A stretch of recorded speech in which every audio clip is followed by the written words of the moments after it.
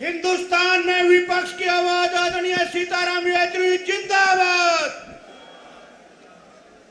माननीय चौधरी ओम प्रकाश चौटाला जी, जिन्होंने हमें आमंत्रण किया आज यहाँ पे मौजूद रहने के लिए, माननीय श्री नीतीश कुमार और तेजस्वी यादव जी, वो तो जाना पड़ा, अनिवार्य है क्योंकि हेलीकॉप्टर सूर्यास्त के बाद वो चल नहीं सकता और उनको पटना जाना है, तो वो तो चले गए। श्री माननीय शरद पवार जी, सुखबीर सिंह बादल जी, अरविंद सावंत जी, अभय चौटाला जी, केसी त्यागी जी, मेवाड़ जमातिया जी, नाफे सिंह राठी जी, मराठा वीरेंद्र वर्मा जी, धीरज शर्मा जी और कुमारी सोनिया दुहान जी, और साथियों, मेरे भाई और बहनों, ये मेरे लिए एक बहुत ही गर्वनीय बात है कि आज चौधरी देवीलाल जी के सम्मान में आज मुझे चौटाला जी ने यहाँ पे आमंत्रण किया। मैं बहुत ही छोटा नौजवान था जब चौधरी देवीलाल जी को कई बार हमारे हरकिशन सिंह सुरजीत साहब के साथ वो कई बार बातचीतों में मौजूद रहा। मैं बहुत कुछ सीखा उस समय, और ख़ास तौर पर एक बात जो हमने सीखी, जो हम खास चाहते हैं कि आज की राजनीति में ये बात गायब होते जा रही है, वो है उसूल के आधार पर राजनीति करना। वो समय याद है 89 के, अब वीपी सिंह साहब की सरकार बनने से पहले सर्वदलीय, जब सब सांसदों ने मिलकर तय किया था विपक्ष के कि चौधरी देवीलाल हमारे नेता होंगे, लेकिन देवीलाल जी ने कहा कि नहीं, ये चुनाव हुए हैं बोफर्स और बोफर्स के भ्रष्टाचार के कांड पर, और उसका प्रतीक वीपी सिंह रहा है, तो वीपी सिंह बनेगा प्रधानमंत्री करके वो प्रधानमंत्री पद को छोड़ दिया। हमने एक और ऐसे शख्स को देखा जो हमारे पार्टी के नेता हुआ करते थे, कॉमरेड ज्योति बसु, जिनको प्रधानमंत्री बनने के लिए आमंत्रण किए थे, और उस समय उन्हीं कई वसूलों के आधार पर उन्होंने भी मना कर दिया। अब उस तरीके की राजनीति नहीं रही। अगर उस तरीके की राजनीति को वापस लाना है तो आज जरूरी है कि उस तरीके की बातें पर चर्चा हो। बिल्कुल नीतीश जी ने जो कहा बिल्कुल सही, हम सबको इकट्ठा होकर 2024 में हमारे देश को, भारत को बचाना है, संविधान को बचाना है, और आने वाले दिनों में इस भारत को बदलना है एक बेहतर भारत में।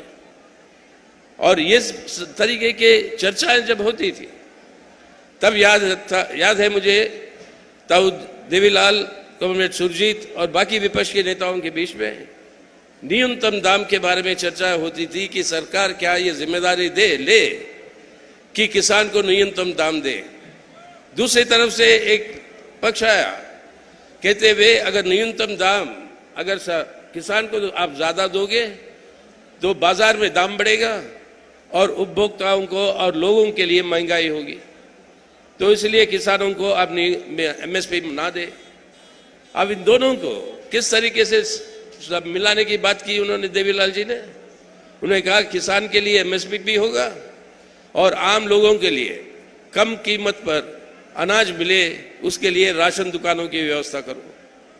ये दोनों बातों को जो जोड़कर रखा, राजनीति का मकसद है इस तरीके की नियमों के आधार पर, उसूलों के आधार पर निर्णय ले।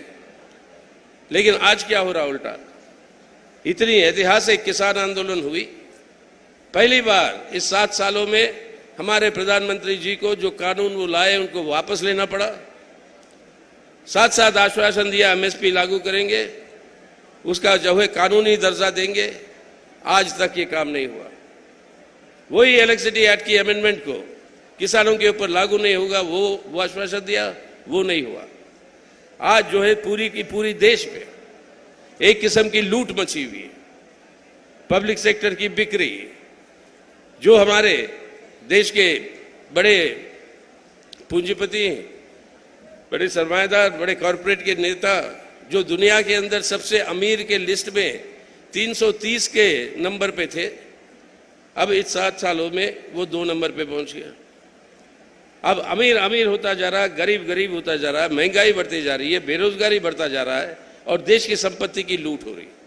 आज हम सबको मिलकर ये बात समझाना पड़ेगा मोदी सरकार को कि साहब समझिए, ये देश की संपत्ति, ये पब्लिक सेक्टर, ये रेलवे हो या जमीन हो, ये सब आम लोगों की संपत्ति है। देश की जनता इसकी मालिक है। सरकार जो आता है जाता है वो सिर्फ मैनेजर है, मालिक नहीं है। और बिना मालिक के इजाजत कोई भी मैनेजर अगर संपत्ति बेचता है तो मालिक जो है उस मैनेजर को बदल देगा, और 2024 में इस मैनेजर को बदलना है जो भारत का लूट कर रहा है और हमारी सबका जिंदगी जो है बर्बाद कर रहा है। तो आज यही संदेशा कि सबको इकट्ठा होकर आज देश के अंदर, देवीलाल जी ने तो एक और बात कह रहे थे, जब तक शांति और सामरस्य नहीं होगा देश में, कोई विकास नहीं हो सकती। आज वही माहौल पैदा हो गई देश में, एक नफरत का, हिंसा की राजनीति, एक नफरत, एक भाई को दूसरे भाई से लड़ाने वाली नफरत, और इस तरीके की नफरत की राजनीति के चलते हुए जो सामरस्य बिगड़ जाएगा, आज उस देश का विकास और उस देश के लोगों की तरक्की कभी नहीं हो सकती। इसलिए आज अनिवार्य है सबको इकट्ठा होकर आज इन ताकतों को सत्ता से दूर रखना, वरना अपने भारत को हम नहीं बचा पाएंगे। हम आते हैं हमारे वामपंथी पार्टियों की और मार्क्सवादी कम्युनिस्ट पार्टी के नेतृत्व में। एक प्रांत है हमारे देश में जहां पर हमारी सरकार है, राज्य सरकार, वो है केरला। केरल के अंदर वो एकमात्र राज्य है, पूरे हिंदुस्तान में एकमात्र राज्य है, हमारी सरकार होते हुए, हमारे नेतृत्व में वहां पे सरकार होते हुए आज एक भी भाजपा का विधायक वहां पर जीत के, चुनाव जीत के वो नहीं आया, और वहां पर केरल में भाजपा का शून्य। सांसद को छोड़िए, विधायक भी जीतने नहीं देती केरल की जनता। वो माहौल आज पूरे मुल्क में ले आने की जरूरत।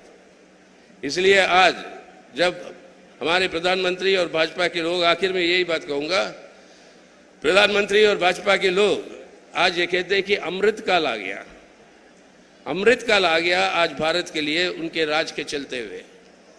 याद करिएगा, हमारा पुरानी परंपरा कहता क्या है, अमृत पैदा हुआ था समुद्र मंथन से, और समुद्र मंथन में जब अमृत पैदा हुआ, साथ साथ विष भी पैदा हुआ।